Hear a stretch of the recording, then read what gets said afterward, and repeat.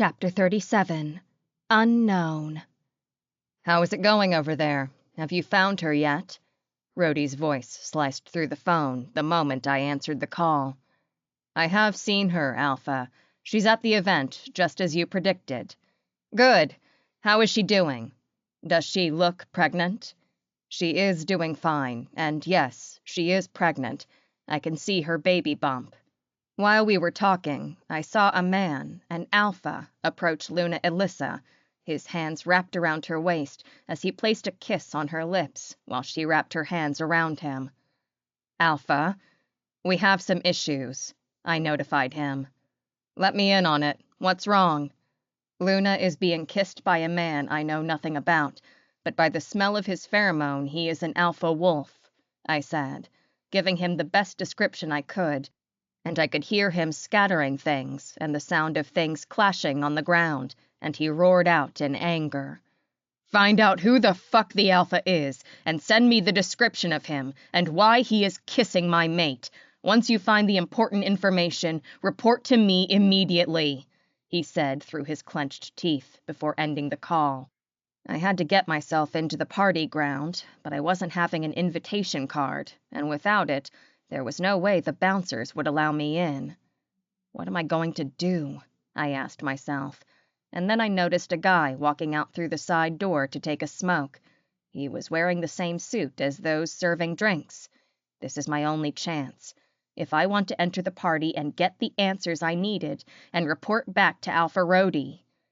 I walked over to where the guy was and pretended to be passing by, waiting for the guy to turn around before attacking him.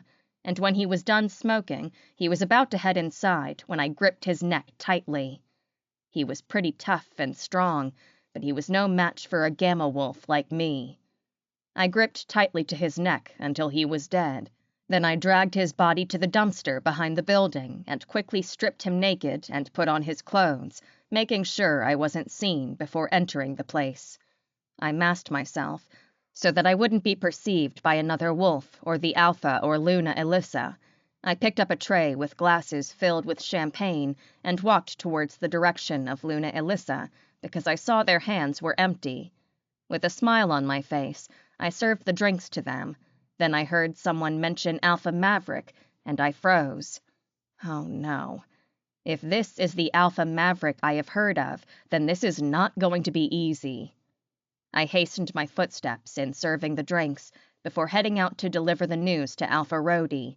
When I noticed no one was close, I brought out my phone and dialed Alpha Roie's number. "Yes, what do you have for me?" asked Alpha Roie. "I just found out the name of the Alpha," I said. "Who the fuck is it? What's his name?" asked Alpha Roie. "It's Alpha Maverick of the Silver Crest pack," I said, and I could hear the growling and garnishing of teeth from Alpha Roie, and I shook with fear. That bastard! I won't let him get away with this. I will make sure he pays with his life. Keep me updated with more information. And what about— Oh my goodness, I exclaimed, when I saw the person that Alpha Roie sent to look for Luna Elissa. He lied that he hadn't seen her, and meanwhile he was busy having fun at the party Luna Elissa was in, a traitor that needed to be killed. "What's wrong, Peter? What did you see?" he asked. "It's the person you sent to—" The phone was snatched away from my hand before I could answer the question I was asked. Well, well, well, I was beginning to wonder how long it would take before you guys would find us. Well, it wasn't longer than I expected, Justin said with a smile on his face. "It's been a while, Peter. You betrayed Alpha Roie, and worse still, you betrayed me. After everything I have done for you, you still went ahead to stab me in the back like this," I yelled at him. "We shouldn't be having this conversation here at all, or you want them to find out that you were sent by Alpha Roie? Trust me, you don't want Alpha Maverick to know about it, because he has been so eager to find Alpha Roie lately. I wonder what he will do to you to get the answers," he threatened, and he was right, too. I don't want to be beaten or tortured in the worst way. "Fine. Lead the way," I replied, and he smiled before leading the way to his car, and we drove for hours to an abandoned warehouse. "What are we doing here?" I asked him. "This is the best place we can talk without being heard. This is Alpha Maverick's land, which means he has wolves everywhere. This is the safest place I could think of," he said. "Oh, I forgot," I said, scratching my head, and then I remembered why we were here, and I hit him hard on his face. "Fuck you, Justin. Do you know how worried I was about you when you left without calling or texting me? I thought something bad might have happened to you. Why did you lie to me and Alpha Roie?" I asked. "I didn't lie. I see no reason why I should report someone who is having fun and is mated to someone else to a jerk that broke her into pieces, so I chose to ignore it and mind my fucking business," he carelessly said, without thinking about the consequences. Typical Justin, I know, and fell for. "That jerk saved your life. You should remember that and show your gratitude," I scolded him. "Last time I remembered, you were the one that saved my life, not him. Or have you forgotten? Should I refresh your memory?" He took a step closer to me, and I took some backward until my back was against the wall.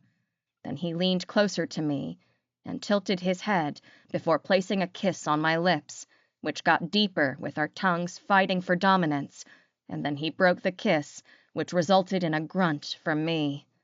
"You were the one that saved me, Peter, and I'm forever grateful. I don't have to answer to that jerk. I only answer to you. So, leave him alone and come with me. Together we can build the perfect home we always wanted, away from him and his sense of entitlement over our lives." "I can't. He is my Alpha," I replied. "You can. If Luna Elissa can, if Harry can, if Elizabeth and Jemiah can do it, you also can do it. Stay here with me. Run away with me if you're scared, and I will protect you like I always do." I could, but I can't. Alpha Roie has done so much for me. He took me in when I was driven away from my pack because of something I did. I can't betray him like that. I can't repay his kindness with evil. You should come back with me, and I will tell him you were kidnapped by Alpha Maverick, and he will forgive you, and you will be back together again," I said, holding his face. His once smiling face suddenly turned cold. His eyes were cold, like that of a predator ready to pounce on its prey. "And have the chance to be far away from Elissa? I doubt I can do that," he said, a grin appearing on the corner of his lips. What do you mean?" I asked him.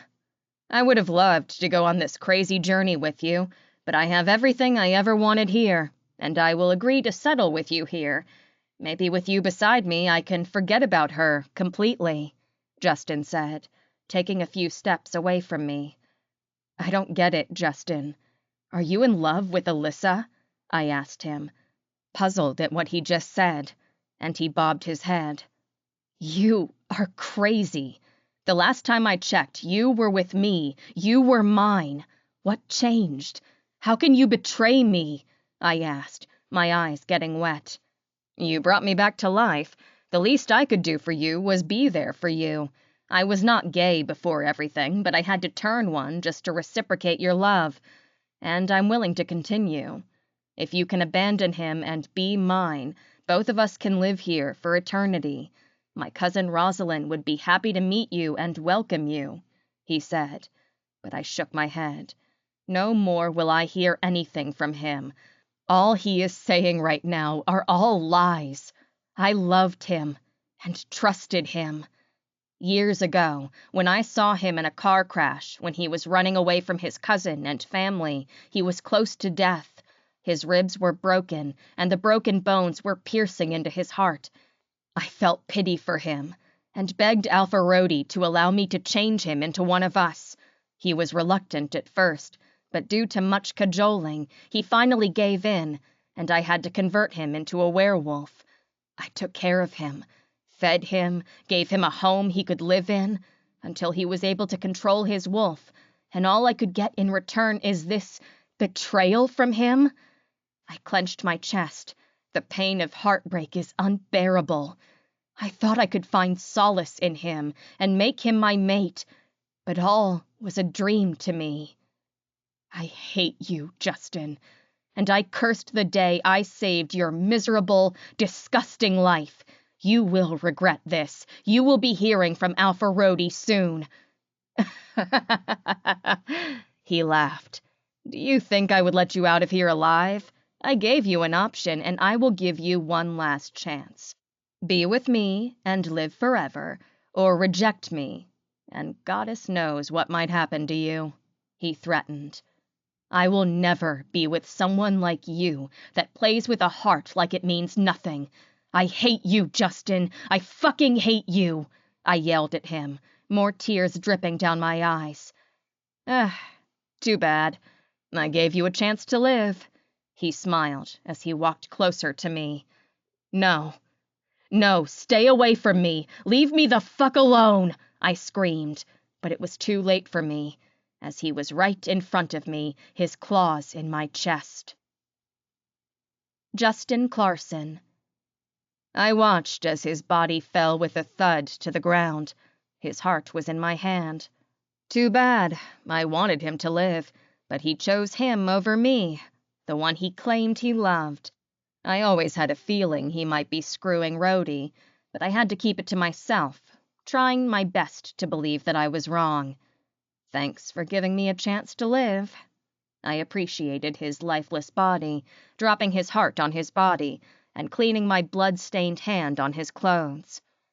I hurried towards my car to get black cellophane to wrap his body in, dragging it on the floor, till I got to one of the incomplete rooms and threw him inside, before heading back to my car to get my plastic bottle of water and pouring the content on my hand to wash the bloodstains off me. Entering my car, I applied some cologne on my body to mask the blood stench off before heading back to the ball. I saw her smiling with Maverick, and a pang of jealousy aroused inside of me. I should be the one she's smiling with. Not him, but me, and me alone. I should have approached her, but this is a werewolf ball. I have no explanation as to why I'm here, so the best thing is to lay low and plot a perfect way to take her away from Maverick. Chapter 38. Justin. Not everyone gets a second chance at life, but my case is different. I was given a second chance, but I had become something else, a character from a fictional movie. How I became like this is a mystery to me, until I saw him coming closer to me, and I felt safe beside him. This pull of attraction drawing me closer to him, to protect him in any way possible.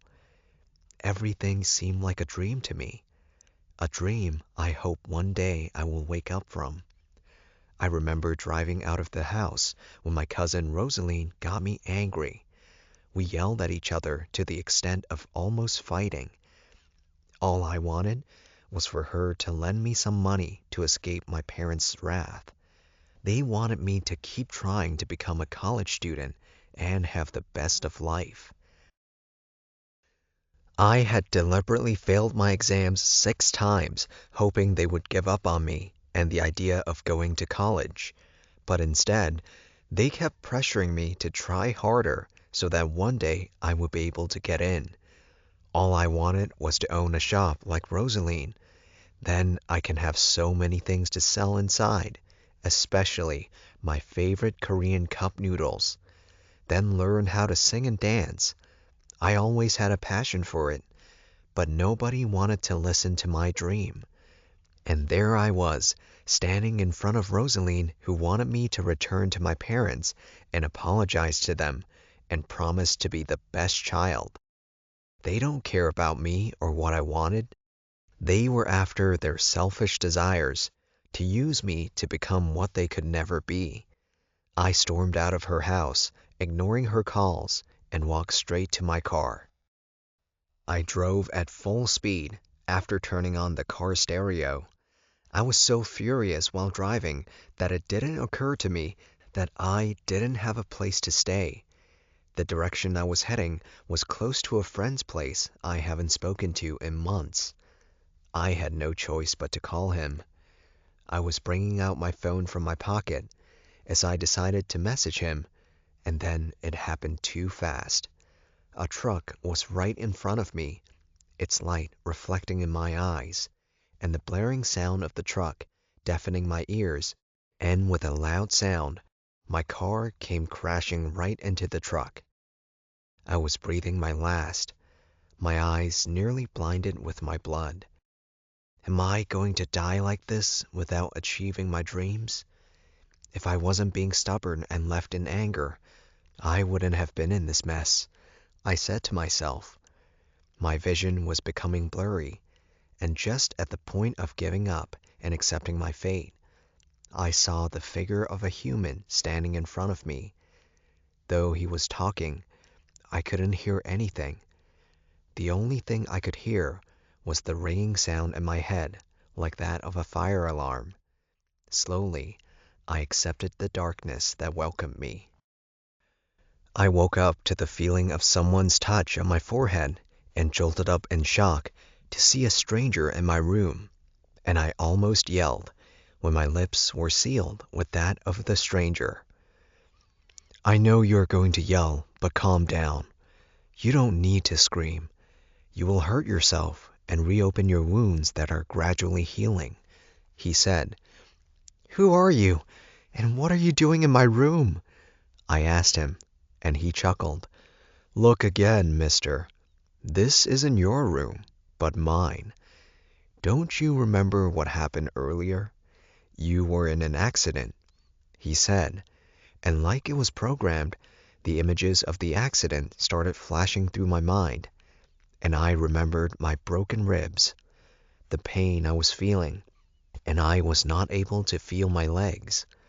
I remembered seeing him before closing my eyes. I sprang up to my feet and was surprised that I could stand. No traces of broken bones or anything.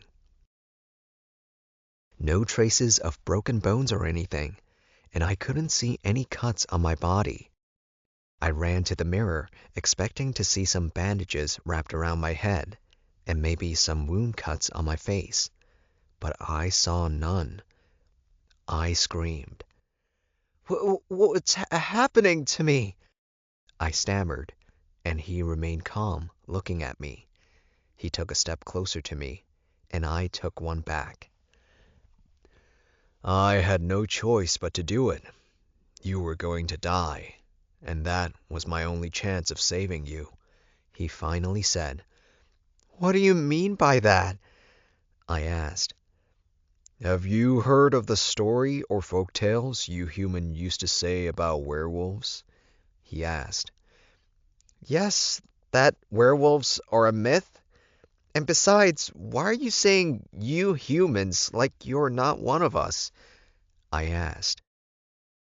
This might come as a shock to you, but I want you to listen to me very carefully. His voice became a little bit deeper. Okay, you are scaring me. I was startled at how deep his voice had become, and also eager to know what he had to say, and scared that whatever he ends up saying might be scary and not easy to digest. No need to be scared, and though it is a little bit confusing, you will get to understand it when the venom kicks in. What venom? Now you're scaring me more. Can you just tell me what it is and what you want to tell me, mister? I yelled. It got stuck on me that I was in a stranger's place, without knowing anything about him, not even his name, and he had some dirt on him that was taking him too long to answer. My name is Peter, and I'm a sentinel. That is the leader of the pack warriors. In another sense, I'm a werewolf. Werewolf? Do I look like a kid? I burst out laughing. I couldn't hold it in. Think, Justin. Think. How did you think you get healed and there isn't any scratch on your body? No broken bones. It's because my venom is inside you. It saved you. And soon, you will become one of us," he concluded, but I couldn't stop laughing. "Oh, please say something else and not werewolves, because that's bullshit to me." "Werewolves do exist? Oh, please." I laughed harder, wiping the tears from my eyes. He took a step backward, checked the wristwatch, and motioned for me to follow him, which I did, and we got to an open field. He turned to me, and there was this smirk on his face that made me stop laughing and was curious, making me eager to know what's going on inside his head. "In 5 minutes, we will check if I'm joking or not. Let the countdown begin," he said. "What countdown?" I asked, but he remained quiet. I asked, "What fucking countdown?" "Shh, 2 minutes more. Seeing is believing." "I don't want to believe. I just want to know what the countdown is all about." I yelled loud enough to deafen someone's ears, but it only made his grin widen. 10, 9, 8, 7, 6, 5, 4, 3, 2, and 1. Let the show begin. I was about to say something when I coughed. I felt this pang of pain in my head. My body was on fire. The clothes weren't helping me at this moment because it was leaving me with a burning sensation. And I tore at my clothes ferociously. I screamed in pain as my bones started breaking one at a time and slowly reshaped themselves to form a skeleton, causing me immense pain. My body was gradually growing hairs. I could feel my eyes burning. I could now see from afar. My mouth slowly reshaped into that of an animal, and I could feel fangs shooting out from my mouth. In a few minutes, I was fully transformed into a werewolf. I wanted to scream, but it came as a howl. I couldn't understand what was happening to me. How the hell did I become a werewolf, something that wasn't real? Confused at what was happening, I took to my heels, ignoring the calls from Peter to stop so we could talk. So many thoughts were on my mind. What if I can't turn back to human? What if I don't get to meet my parents and I'm stuck here forever? What if I can't control myself and shift into a wolf when I'm around my human friends? What if I can't live my dream life anymore and not be able to eat human foods anymore? My Korean cup noodles. Fuck, this isn't what I wanted. This isn't the life I want. No. I kept screaming in my head, and each time I wanted to speak or yell, it always came out as a howl. I got to the edge of a cliff and stopped, contemplating if to jump or not, when I heard a voice in my head, and it sounded like the same guy's voice. "Justin, calm down, and don't jump, please. You have been given a second chance to live. Is this how you want to waste it? Many people wish for a second chance to live, and got none. No one was willing to give them that chance, and you got it in a platter of gold. And you want to waste it like this?" he asked, and I turned around, but he wasn't around. Then how did he know I was here, and what exactly I was thinking? I saw a brown wolf with spots of black emerging from behind the big tree, and I took a step back. "Stop!" he yelled. "One more step backward, and you will be falling down that cliff, and you will be dead for good this time. and I can't wake you up again," he said, though I didn't understand how he did and how I could hear his voice in my head. I turned back and saw what he said was true. I was close to the edge of the cliff. One more step, I would be falling down. "Calm down, Justin, and imagine yourself in your human form, and you transform back to being a human," he said. I did exactly what he said, picturing myself back to being a human, but it wasn't working. And by the look of my wolf, you could tell I was disappointed. "Look at me and see what I'm telling you is true," he said, and I stared closely at him. I watched as he transformed back to human. "See? It's easy. Just concentrate." I tried again for the second time, blocking everything away from my mind and just focusing on returning back to my human form. And soon, it was happening.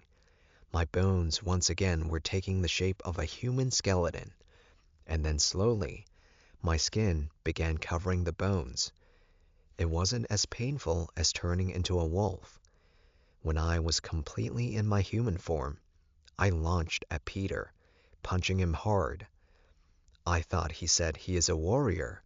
Why isn't he fighting me back? "Fight back! Fight back, you coward!"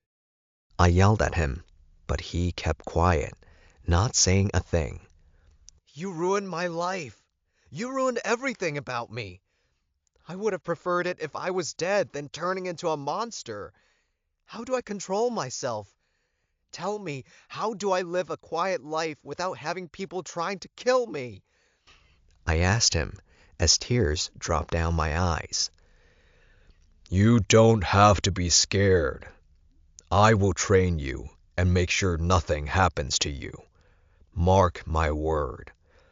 I will make you able to live as a human, shift anytime you want to, and mask your pheromones to protect you from the other werewolves and not to recognize that you are a werewolf. All I need is from you to trust me, please, and live again," he pleaded, and I sank to the ground. With my hands on my head, so many thoughts were on my mind about what if I wasn't able to control it and end up dying. Why not just kill myself now and save the stress of being people's target? I was going to tell him to kill me, but instead, the words that came out of my mouth shook me. "Fine, I will trust you. So please teach me," I pleaded, and he smiled. The next day, I was introduced to Alpha Roie, who looked like hell, like someone who was sleep-deprived. When I asked what happened to him, Peter told me everything about his Luna who left the pack with his heir, and his second Luna running away with his beta. Now he is at the verge of finding the second Luna and his beta, and killing them while finding his first Luna and bring her back to the pack. I felt pity for him after hearing his Lunas run away from him. Soon the training commenced, and I was trained on how to fight, because my wolf, luckily for me, as Peter said, is a Delta wolf, and Delta wolves are trained to fight and protect the pack. Peter was a lot helpful in the training, and teaching me how to morph into my wolf and back to my human form. The pain got lesser and lesser each time I shifted, and I started loving the idea of being a werewolf. I was fast, stronger, could see things my human eyes couldn't. I could perceive blood and other things. My vision were good at night, and finally, I could hear things both near and far away. Now I can hear what my family has been saying behind me. It's been a month living in the dark blue crest. I have finally got hold of things, and one thing Peter forgot to tell me was the pain I have to go through during my heat period. I was on the floor, rolling hard and crunching my stomach as I felt like hell. I was hot and sexually aroused. My member was hardened like a rock, and I needed some action. In need of getting laid, and Peter wasn't around to explain to me how to go about it. He went to guard today. But why today of all days? Another wave of heat exploded, and I felt like dying any moment from now. Peter, I'm dying. Please come home. I pleaded through the mind link. In not less than a few minutes, I heard the front door fling open, and Peter walked in completely naked. He must have morphed into his wolf form just to come to me. The thought of that and seeing him naked also aroused me, and I smiled. He must have smelled my heat, because he looked worried. This is bad. Hang in there for a moment, and I will go get you an omega that would help you ease this, he said, pointing at my bulges. Before he could turn around to leave, I was pinning him against the wall. How I got to him fast is still a mystery. All that was in my head is slamming my member into his hole and fucking him till he comes. No time for that, Peter. I will be dead before you return, I said in between groans. Don't be ridiculous. You will survive.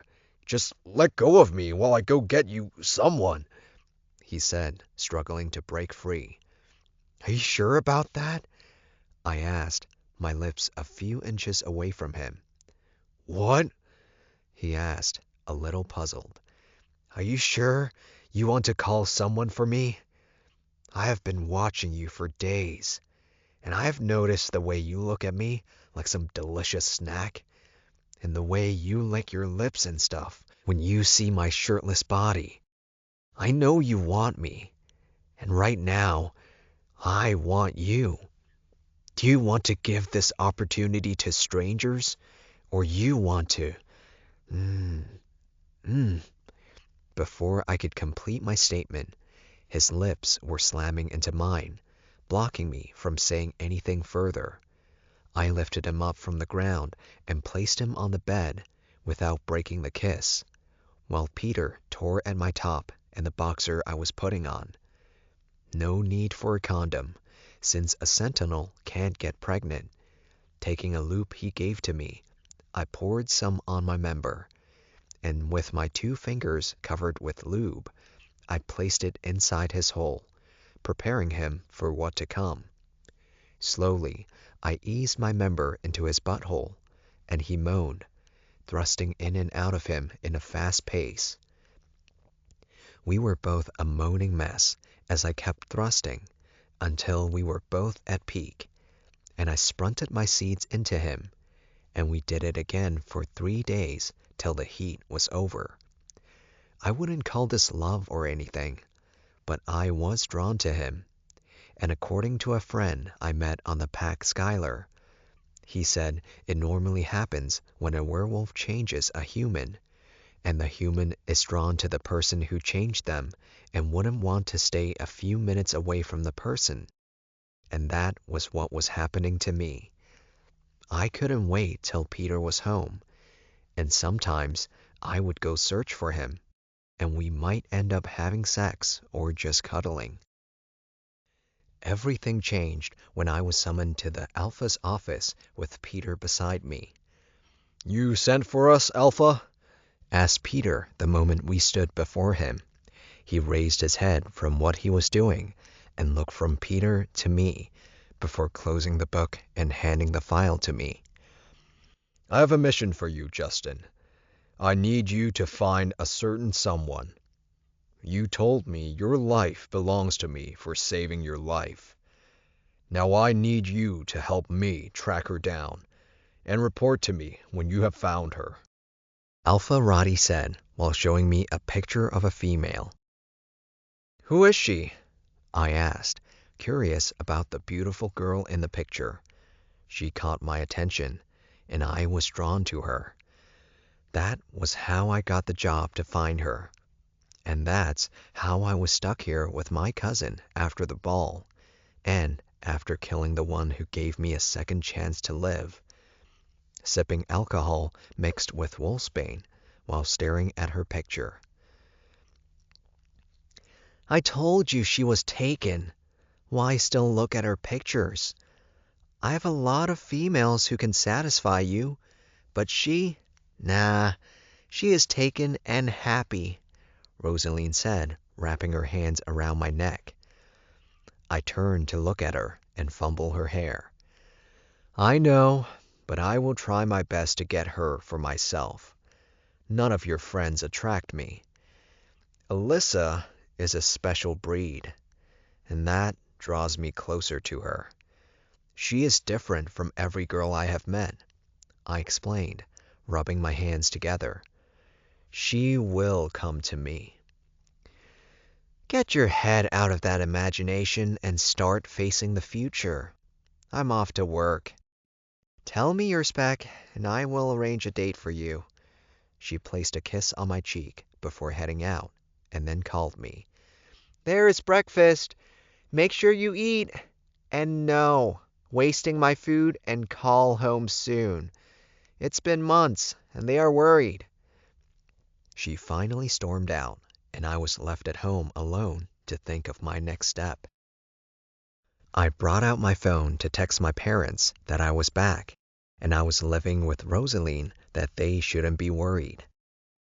Grabbing my bag, I head out to track Elissa and see if I could invite her for lunch. No matter what I'm doing or planning to do, I'm still having the thought that I'm not safe after murdering my savior in cold blood. Chapter 39. Unknown. Not everything that has love in it ends perfectly. I shouldn't be experiencing or seeing what is playing before my eyes. I thought those two were compatible, and nothing could break them apart. But seeing his hand inside Peter's chest and ripping out his heart scared the hell out of me, that I almost screamed and sold myself out. That could have resulted in my death. I'm just a lowly Omega who was sent to accompany a sentinel on his quest to find the missing pregnant Luna. Peter and I have been searching for months after Peter's boyfriend left without a trace and no text from him. Sentinel Peter went to meet the Alpha and asked him to permit him to go in search of the missing Luna, and he was granted the request. He took me along, as I am the only friend he trusted apart from Justin. I knew why he took the task upon himself to go in search of the Luna.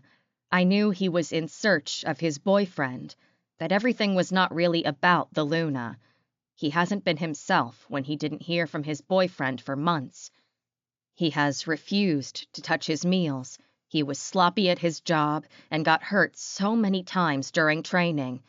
I felt so much pity towards him that I prayed the moon goddess would just give him his soulmate so he would allow him a chance to happiness away from the pains he was feeling. He was always lonely and hurting like the way he was feeling now, but all my prayers were in vain as I watched him suffer alone.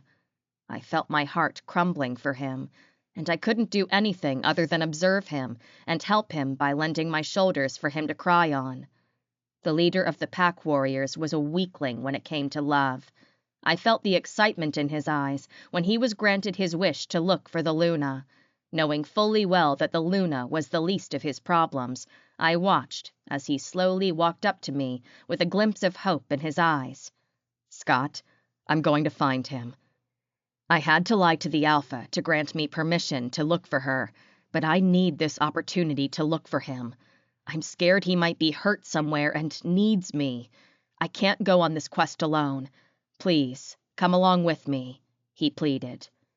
The Alpha, you know he will never allow me to leave the pack without proper permission from him. I have to go seek permission. Rest assured, I have gotten permission from him, and he granted me access to take you along. And I can't do it against your will either, nor can I drag you along with me without your consent. So please, Scott, come with me and join me on this quest. How can I refuse him when he has those puppy blue eyes that no one could ever resist? I have always dreamt of being in a relationship with him and staying all night staring at those eyes. But I guess it won't and never will happen. I found myself nodding to his request, and he huffed out in excitement. Great. Thank you, Scott. We leave at 6 p.m. Get your things set. I will come pick you up, he said as he strolled off. This is going to be one nasty hell of a tough journey, going to look for someone we don't know the exact location of, and I didn't know how I got myself into this mess. But here I was, with the phone in my hand, recording the event of Justin killing the only man that can ever love him. I watched him drag the body to one of the rooms, and then he got into his car and drove off after getting rid of the evidence of blood from him. With my shaking legs, I walked over to the room where Peter's body was, and I gasped out at the sight of him. I yelled at the top of my voice, not caring if I got caught or not. Tears streamed down my face as the once smiling Peter was lying cold on the ground, and in the corner of his eyes were dried-up tears. Dummy, you should have accepted to stay with him and live to escape this. Now tell me, what will I do without you in the pack? You were the only one keeping me sane. Now all my dreams and hopes are all dead. I promise you, I will make him pay, even if it's the last thing I do on Earth. With my trembling hands, I picked up my phone and dialed Alpha Roadie's phone. Hello, Scott. Why is Peter's number not going through? Barked Alpha Roadie. I guessed he must be impatient with the way he responded to my call. Alpha, I've got some bad news, I sniffed. What could be worse than hearing that someone is having their disgusting hands on my mate? He asked. Yes, Alpha, worse than that. Sentinel Peter is dead, I announced to him. What?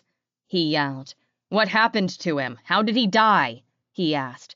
It was Justin, I wasn't able to finish my statement when Alpha Roadie cut me short. I know who Justin is, but I couldn't believe he would do something like that to Peter. They are romantically seeing each other. I have the video. I'm sending it over right now, I replied, before ending the call and then sending him the video, after which I sent my location and the location of the ball party where it took place, hoping that he would be able to locate his Luna or find Justin and make him suffer. Lifting the body of Peter, I carried it towards the direction of my car, in a bush path, hiding the car from view. I opened the trunk of the car and placed the body in. I got into the car and was about to drive off when my phone started ringing. I picked up and placed the call on a loudspeaker. The voice of Alpha Roadie sprang out. I got your location. I will be there soon. Make sure to dispose of Peter's body and leave no trace of him. Thanks to you, I will be able to get her and Justin in no time. He didn't wait to hear my response before ending the call. Dispose Peter's body and leave no trace, like he's a bag of dirt? How could he be so heartless to someone who served him faithfully and obeyed him even when others were turning their backs against him? Now I hate Peter for being a loyal jerk to him, and I hate myself, furthermore, for giving him the location. Now I have a new mission. Find Gamma Harry on time and inform them about the issue at hand, before Alpha Roadie gets to them. 40. Alpha Roadie. I was getting closer and closer to finding her. Hearing from Peter that she is alive and pregnant got me excited. She still loves me. If she doesn't, she would have gotten rid of the baby. But keeping it means she still loves me. Don't worry, love. Soon we will be back together again, and our once booming love will ignite again with a new flame, I said to myself. Soon all the council leaders that turned their backs against me will be crawling on their knees with their heads bowed in disgrace, begging me to have mercy on them and show them compassion. And soon my name will be spread abroad that I have an heir and that I'm a real alpha. I was still lost in thought when my phone rang again, and it was Peter. With a smile on my face, I picked the phone up, hoping it would be another good news for me. But instead, it was something I wasn't expecting. Instead of good news, I was brought with bad news. He said my mate is with another person, and the person is kissing her. The thought of it got me angry, and I couldn't find anyone to pour out my anger on. At times like these, Elizabeth and Mia were useful, but now I lost both of them. The only thing I could vent on was the items in the office, which I did, throwing everything on the floor while I roared in anger and frustration. The thought of her gracing his bed and moaning his name messed a lot of things in my head. It should be my name. It should be my bed that she is gracing. Mine, mine, mine, and all mine. Find out who the fuck this alpha is and send me the description of him and why he is kissing my mate.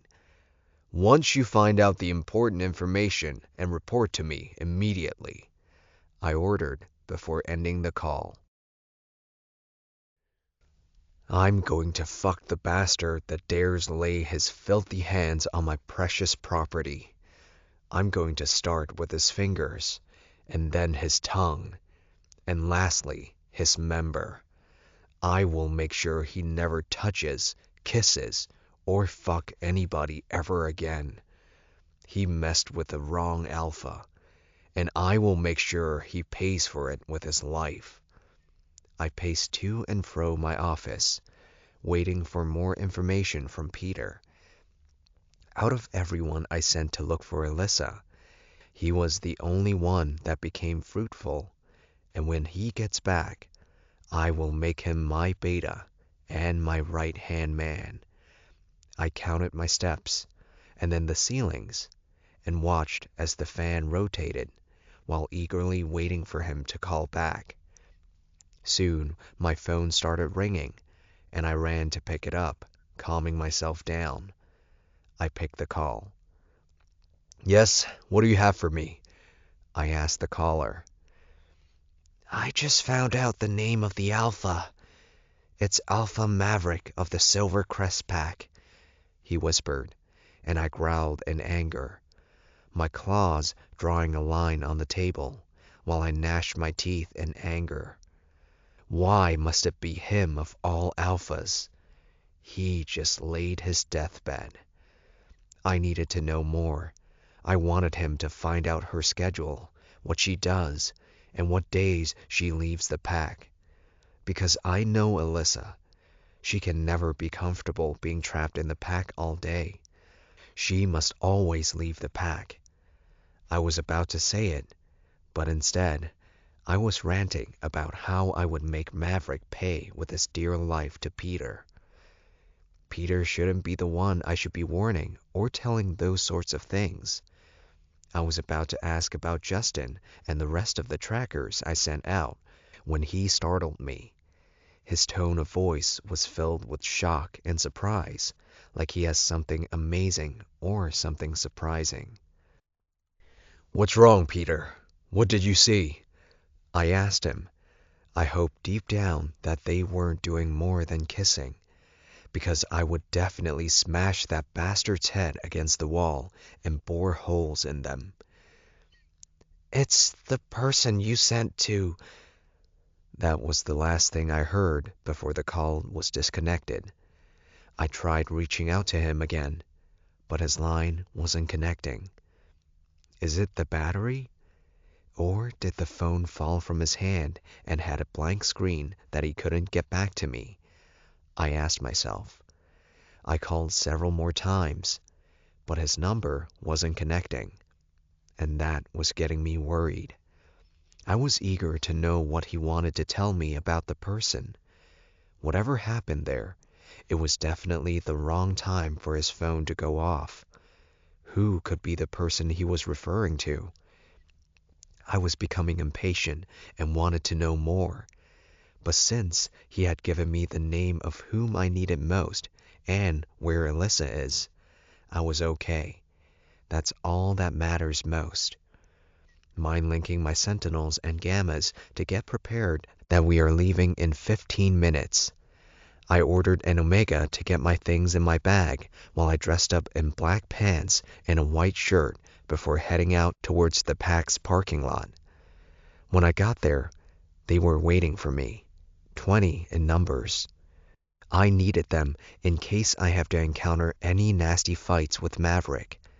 They can help me do the dirty work while I search for the most important thing.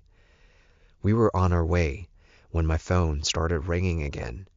Checking in the caller ID, it was Omega Scott. I hesitated in picking the call. But then again, he could be calling because he has some important information for me. Picking the call, the very first thing I had to ask was about Peter.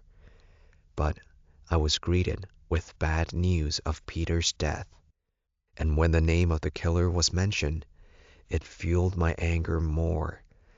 I never liked that bastard of a human and never wanted him to be a part of my pack.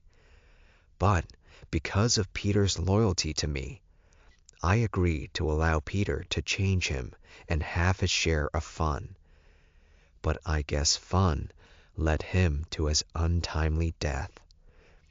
Adding Justin to the list of people I plan on beheading when I lay my hands on, I called someone that could help me locate Justin and Elissa, since I know their exact location. Soon I will have Harry, Elissa, and Justin back, and see what befitting punishment would be good for Harry. Death for Justin. And as for Elissa, I have a lot installed for her. A buzz on my phone brought me out of my thoughts, and I smiled at the message on my phone. This is the best news anyone could receive right now. Drive faster. Chapter 41. Elissa. What am I going to do now? Elsa asked as she paced around the room. She was freaking out. Since we became friends, I haven't seen her this worked up before. I could feel the fear in her eyes. I can't possibly tell him. He would think it's all my fault, that I ended up tying him down, even though we mated and we're in love. I wanted this to be the last thing that comes out of our relationship. He's going to hate me and he'll reject me. I know he's trying to act all tough, but sometimes it tells in his eyes when he looks at his pups that the pain of his ex-mate's death still lingers in his heart. So how do you expect him to just take this news that I'm carrying his pup in my stomach? She walked up to the couch and sat down on it. She tried holding the tears in, but couldn't anymore as they flowed down her eyes freely. Well, it isn't your fault, so stop blaming and working yourself up. What do you think will happen when two mature adults are having sex without using protection? Do you think you are carrying sacks of eggs for nothing? I asked her, and she scoffed. Yeah, I know I wasn't helping, but I'm the one to advise someone in this kind of situation. I totally suck at giving advice, and she would have noticed for long. But either way, I have to at least try and help out a little. I have known Harry for years, and one thing I have noticed about him is that when he loves wholeheartedly, and he loves you insanely, and will gladly accept you and your pup. He will never reject you or drive you away from him. She lifted her head up with an "I know you're lying" look, and she turned her eyes to the window to observe the view of nature. Give up, Elissa. I know you're trying to cheer me up, but this isn't a movie. This is real life, and I'm telling you that he would hate me for this. She turned her gaze from the window and slowly rested her gaze on me. Should I get rid of the baby? I know. Hell no. For goodness sakes, I can't believe you're saying this. How could you? It's the only way. I love him too much for him to ever leave me alone, and I'll do anything for him to remain by my side forever. And you think killing this innocent pup will make him stay with you forever? What if, after killing it, he gets to find out? Goddess knows the Harry I know will reject you blatantly without thinking twice, I warned her. Then what if he knows I'm pregnant and then he rejects me? What do you expect me to do about it? She asked, her eyes filled with sadness, worry, and fright. I would want you to keep it. Fight for the child and watch the child grow. Remind yourself that though your first love didn't work out, but you got something good out of it. You got a life that is beating fast and will come out of you to be one hell of a good pup that you will love and cherish till eternity, I said, using my hands to rub my baby bump. Not everyone is as strong as you, Elissa. I may look strong, but I don't think I am. I don't think I can bear the cost of losing the one I love, my soulmate and my second half, she said, resting her head on my shoulder. Oh, come off it. Where is the lady I saw that risked everything just to have Harry? The stubborn girl that wouldn't give him a breathing space until he couldn't control himself, and he became yours. You saved him twice in one day. You gave your virginity to him, even when you didn't know if he would be yours. And when he was dying, you marked him, even when you weren't sure if he would return the love you gave him. That, my dear, is a strong woman. If you can do all that, then I believe you can do this, too.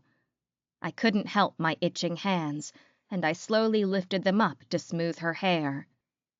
I know. You don't have to remind me of everything I did, but this is different. He has 2 lovely kids that he loves so much, and no offense, I fucking love them too. So that's what's causing conflict in my mind. What if he doesn't want to have another one from a stranger? But you are not a stranger. You're his mate.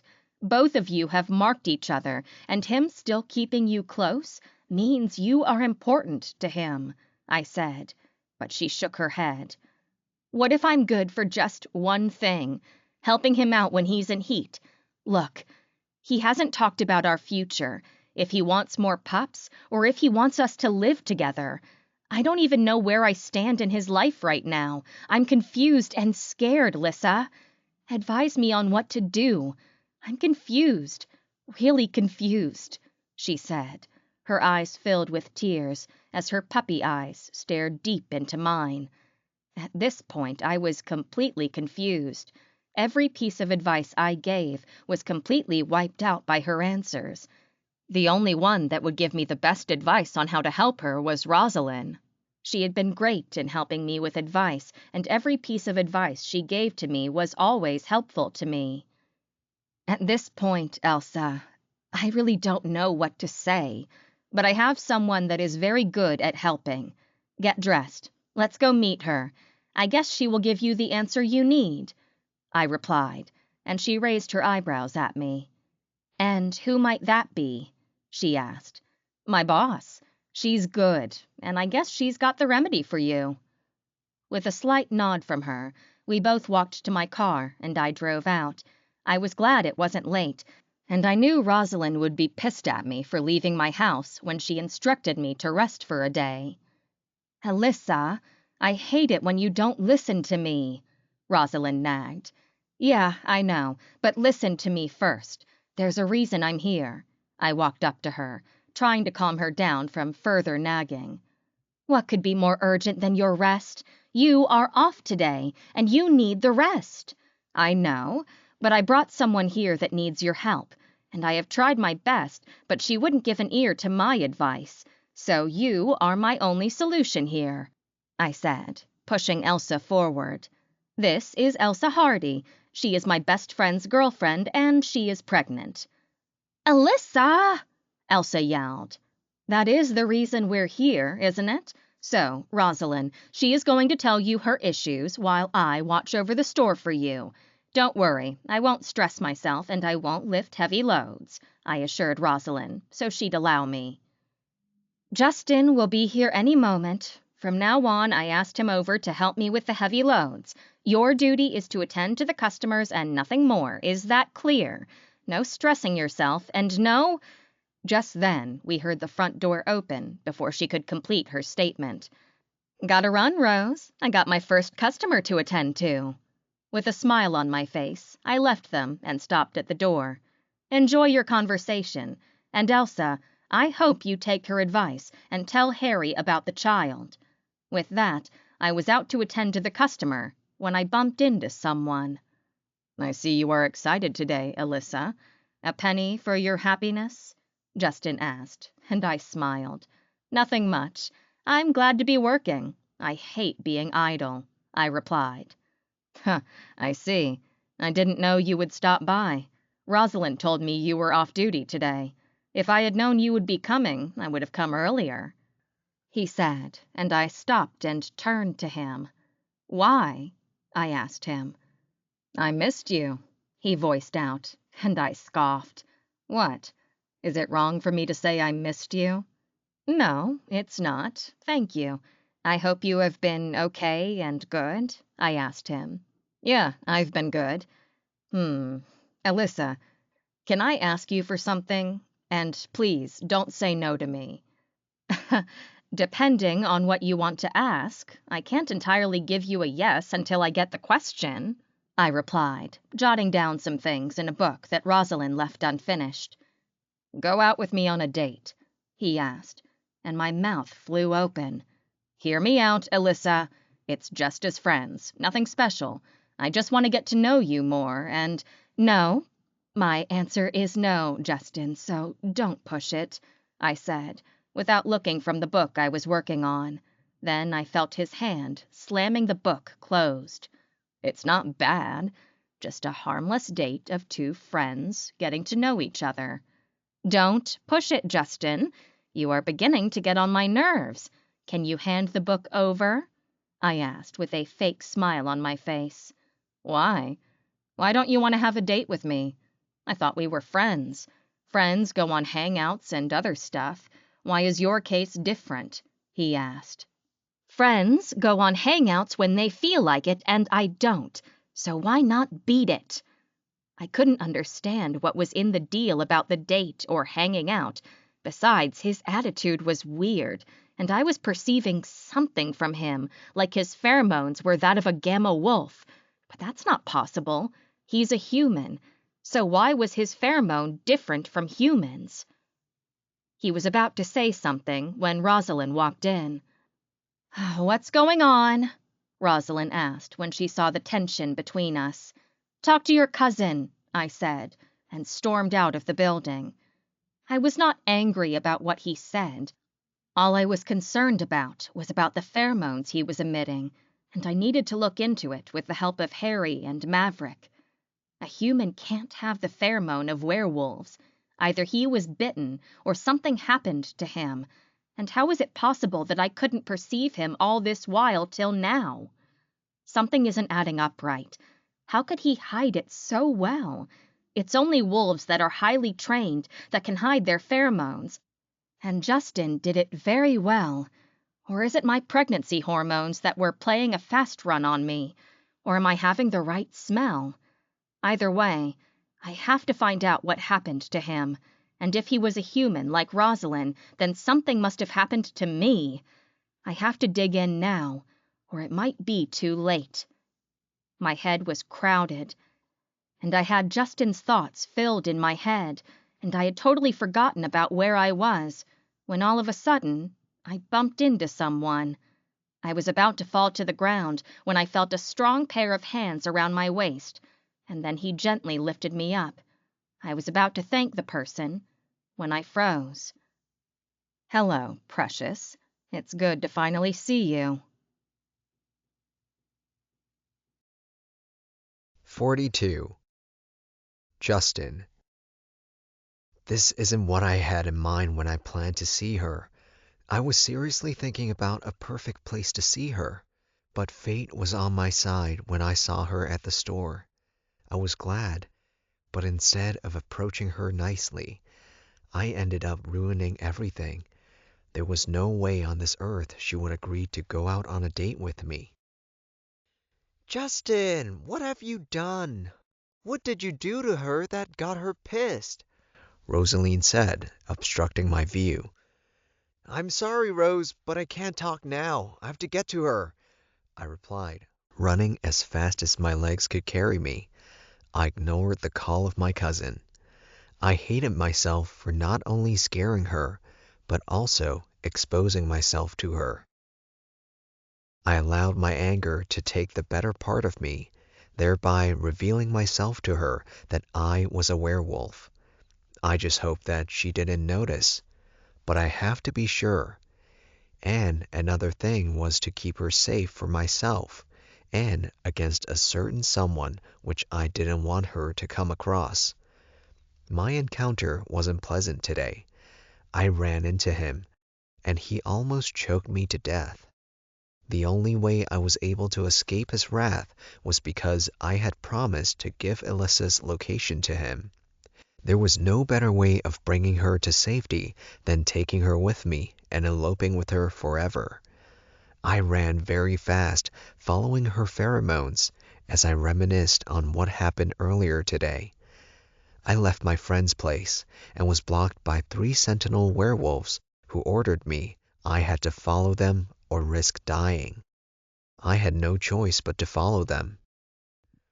I was shocked to see him, and before I could explain myself, he pinned me by my throat so tightly to the point I felt I would pass out any moment. Then, "This is a message from Alpha Roie. You are expected to report back to him all the information you have gathered so far.